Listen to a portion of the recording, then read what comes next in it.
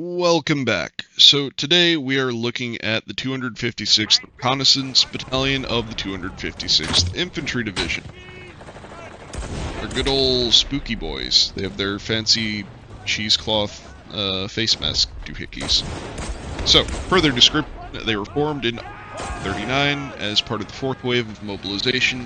In February of 41, they were transferred to Poland to prepare for the invasion of the Soviet Union, and they took part in Operation Barbarossa, after which they continued to advance towards the capital. So, what makes these guys special?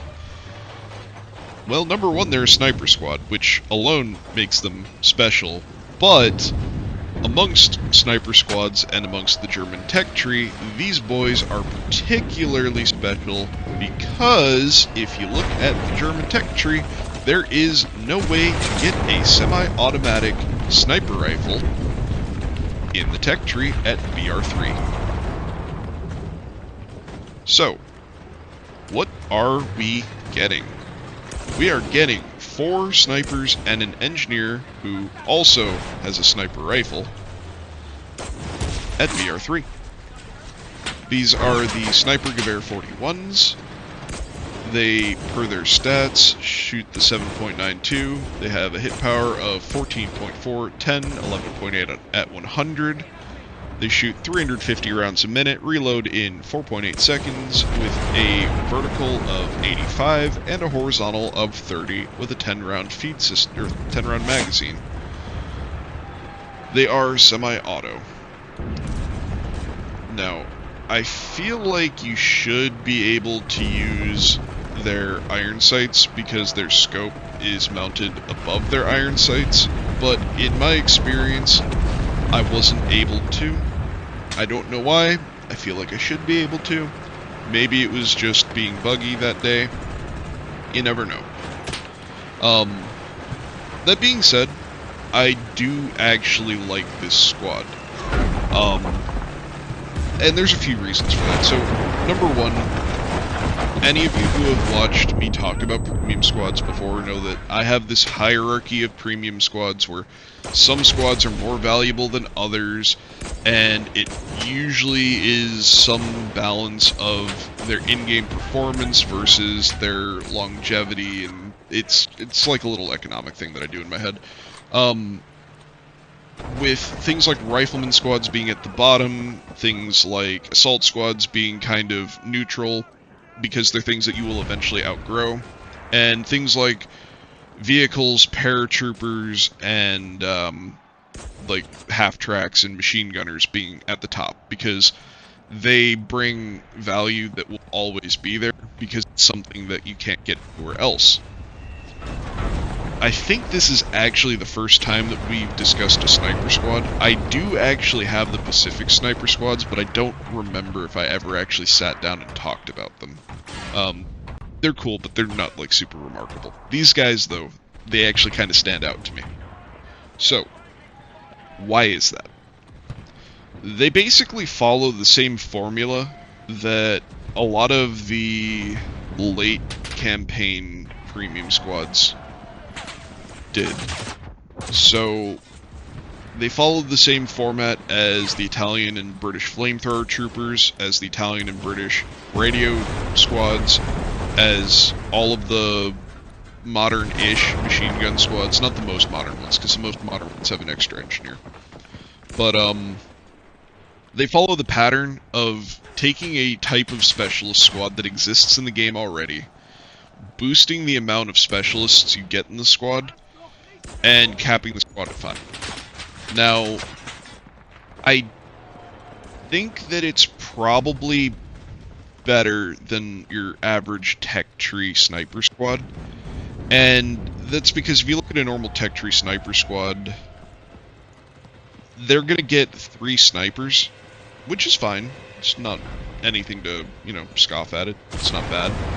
But they're only gonna get like 3 snipers, and then you're gonna fill it with whatever other specialists you want, which in something like a sniper squad, it's such a specialized squad as it is, that I feel like adding in like assaulters or machine gunners is just wasted. And you get around that with a squad like this. So, being a 5-man squad, you're inherently going to be smaller. But it's by like 1 or 2 guys. Off the top of my head, I actually don't know how many guys come in a normal sniper squad. I don't run them that often. I think that it's 7, but it might be 6. But regardless, what you're getting with these guys is a 5-man sniper team, and one of them is a premium engineer. He can build all of the things, so you're getting access to all of the flexibility that you would normally want in a squad through its specialists that you otherwise might not have because you're running tier 1 engineers, or you might not have because you don't have the right specialists in the squad. So you can build ammo, you can build emplacements, you can do all that, which is really nice. But at the same time, you have 5 dudes and they are all snipers, so they all are specialized equally into the same role, which when it comes to like an assault squad, I don't think that you really want that in an assault squad because you're going to have to deal with things like tanks. But if you look at a sniper squad, because of where they fit into the order of battle and like the ranges that they're going to play at on average, I think it actually plays really strongly for them. And I think that they maintain that value much better than most other squads do. Now, I also mentioned that I thought that the Pacific sniper squads were largely unremarkable, and that I thought that these guys are remarkable, and I'm sure you're wondering why. And that comes down to them having semi-automatic rifles with, like, mid-range scopes. The best that I can compare this to is if you can imagine putting a DMR into, like, a rifleman squad in modern day, where, let's say you have, like, 9 dudes, and like 5 of them are your normal M16 riflemen, 1 of them is your squad leader, 1 of them is like an automatic gunner with like a saw or something, 1 of them is like a grenadier and he's got his 203, and then the last guy is your DMR and he's sitting there with like an M14 or something. Right, like that's what this squad plays like that one guy with the DMR. Except you've got 5 of them. And what that means is that you can put them into a more close quarters oriented role, and they don't really suffer for it. Where normally at BR3, because you can play down to BR1 and 2 and you can play up to BR5, if you took a sniper squad here, you'd be giving them like the Carcano or the Gewehr 98 or the pre-war Car 98, right? You'd be giving them a bolt-action rifle. Well, bolt-action snipers play very heavily into the long-range sniper role. So if your fantasy is to sit here and pick off people at 150 meters while being a bush Wookiee, this squad is not really that. Like, they're used to make them look like that, but in reality, the way that I think that they be played is in the mid-range. Like, when I play these guys, I push objectives with them. I basically use them like a scalpel to take out enemies that are in positions that aren't immediately like right in front of you where the assaulters are, but they're like second line defenders that are on Overwatch looking over the point, or they're specialists that are trying to enforce the point or whatever, right? But once you clear out everything that's around an objective, because you've got your scope and you're able to, you know, be more accurate and whatnot, you still have a semi-automatic rifle, which is the same rifle that every other rifleman is running at this BR, and it's great, because that means you can just go run in and push an objective, just like all of your other rifleman buddies. And the Gewehr 41 has always been great in close quarters, because in the past, the Gewehr 41 and the 43, in my experience, traditionally are not the most accurate rifles in the world. They really suffer once you get out of the mid-range, but they're really, really good at clearing rooms because you can hip-fire them and you can fire them real quickly.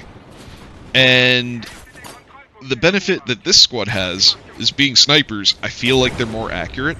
So you do well in the mid to long range, but you can push in, and you're still using a Gewehr 41, and you can still hip fire and clear room with it. It makes you one of the most flexible squads, and in my opinion, one of the only sniper squads that's actually useful to your team. The issue that snipers usually run into in this game is that they end up playing too far away and too passively to really be impactful on their team unless you're defending. Like, when you're defending, a sniper can be extremely useful because they can go sit in West Bubblefuck and they can shoot the people on the enemy team that are being really passive when the enemy team's not pushing. Like, there are matches that I get into where having snipers just gives me something to do when the other team just doesn't want to play the game.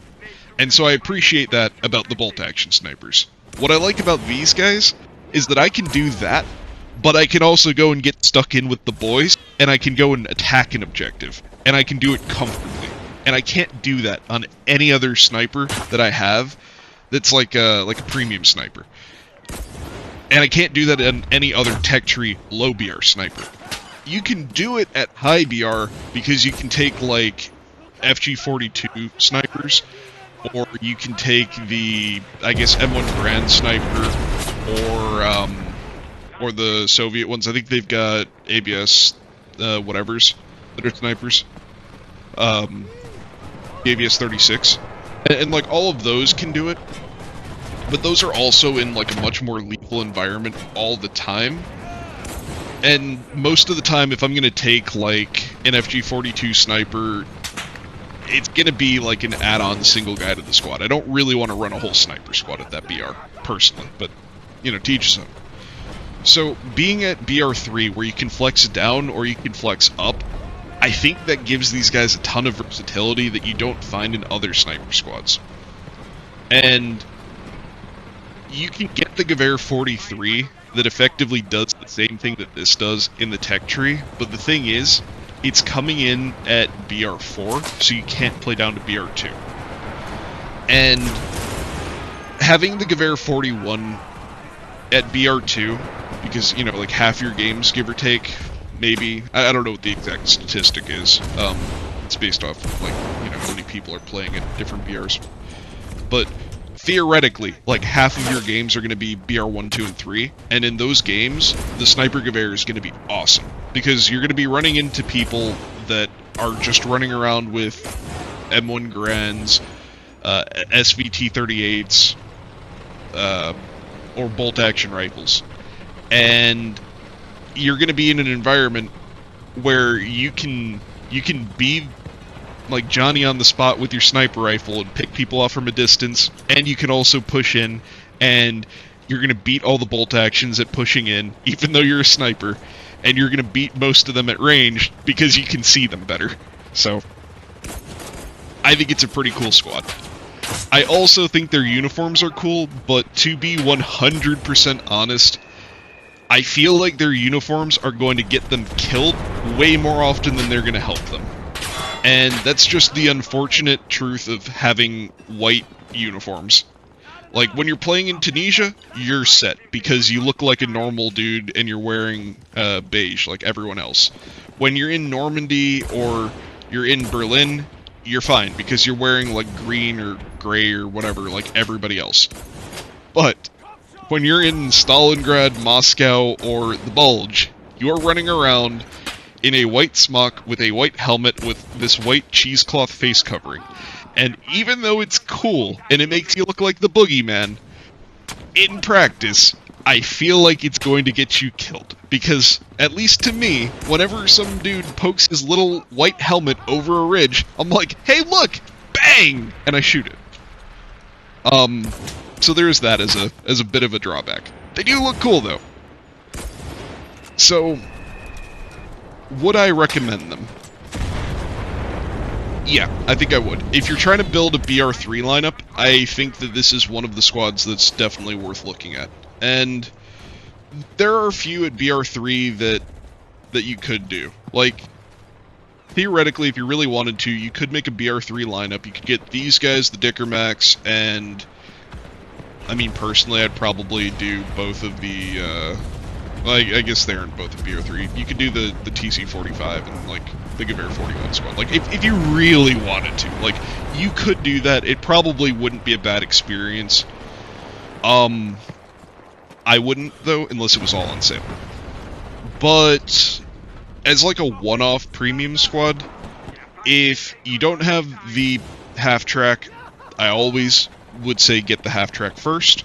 If you don't have the paratroopers, I would definitely look at the paratroopers, especially because with a paratrooper squad, you can pick up a sniper setup from the box. And yeah, you're only getting 2 snipers, but like, you're still getting access to snipers if you want to play with snipers.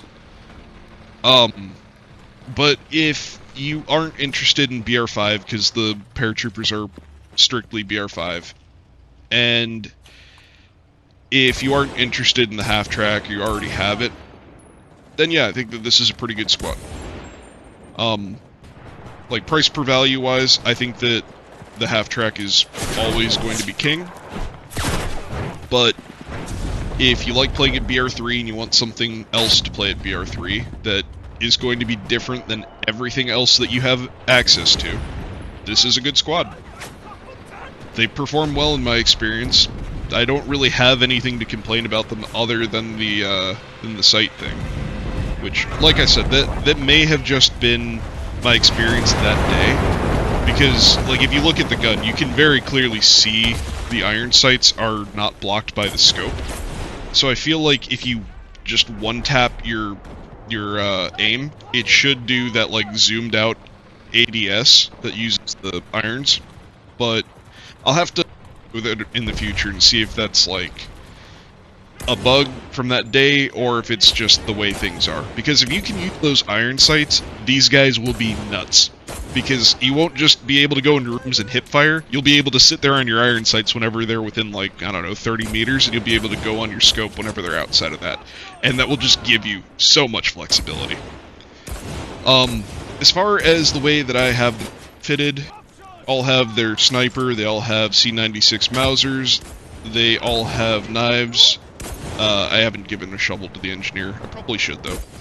I left them all with their backpacks, but I could theoretically see why you'd want to give them ammo. They come with like 50 rounds, which is pretty decent for a semi-auto rifle. I gave them all AP mines and flasks. I left them all with their explosive packs, and they all have 4 med kits. As far as perks go, they only have 15 vitality, so you can't get the vitality perk, big sad. But they have 22 weapon handling and 17 mobility, so you can pretty much get any combination of the other perks that you're interested in. For mobility, I always like taking the tier 2 sprint speed and the tier 2 medpack usage speed, but, you know, that's up to you. As far as weapon handling, I would probably go for reload speed, number 1. They come with horizontal. I haven't tried taking it off, so I don't know how much that matters. It's a semi-auto rifle, though, so I feel like you probably don't need horizontal, and I feel like you'd be better off putting it into vertical. But it's up to you. You could also just not touch them. I mean, their starting perks are fine. It's not really that big of a deal. So, let me know down below, are you a sniper? If you are a sniper, are you the kind of long-range, like, silent, deadly, one-shot, one-kill kind of sniper, or are you the shoot and scoot, push the enemy, semi-auto, outflank him and send him back to the hangar kind of sniper? I see the value in both. Both can be fun. Back in my, like, Battlefield days, I was much more the first type, where I cared more about getting the longest range shots that I could than, like, actually doing something useful, admittedly. But, there's a special satisfaction in shooting a guy in the head from, like, 600 yards, so, As per usual, get out there, kick ass, take names, and win your games.